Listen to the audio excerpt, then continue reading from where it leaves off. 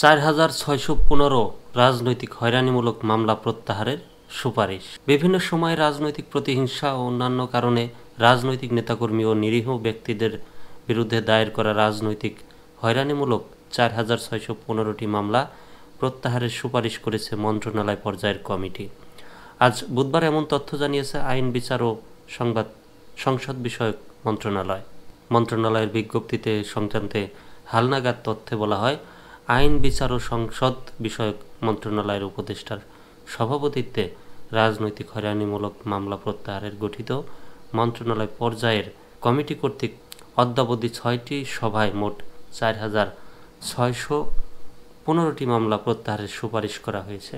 গণ অভ্যুত্থানের গত বছরের 5 আগস্ট আওয়ামী লীগ সরকারের পতন হয়। অন্তর্বর্তী সরকার দায়িত্ব নেওয়ার পর আওয়ামী লীগ সরকারের আমলে রাজনৈতিক হয়রানিমূলক মামলা প্রত্যাহারের ঘোষণা দেয় সরকার।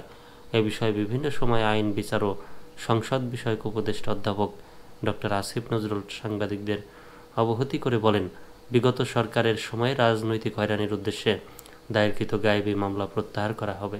হয়রানিমূলক মামলা প্রত্যাহারে সুপারিশ করার লক্ষ্যে জেলা ও মন্ত্রণালয় পর্যায়ে 2টি কমিটি গঠন করে স্বরাষ্ট্র মন্ত্রণালয়। মন্ত্রণালয় পর্যায়ের কমিটির সভাপতি হচ্ছেন আইন ও বিচার উপদেষ্টা। সদস্যরা হচ্ছেন স্বরাষ্ট্র মন্ত্রণালয়ের জননিরাপত্তা বিভাগের সিনিয়র সচিব, অতিরিক্ত সচিব ও যুগ্ম সচিব এবং আইন, বিচার ও সংসদ বিষয়ক মন্ত্রণালয়ের একজন প্রতিনিধি। এর ধারাবাহিকতায় এসব মামলা প্রত্যাহারের সুপারিশের সিদ্ধান্তে কথা জানালো আইন ও বিচার মন্ত্রণালয়।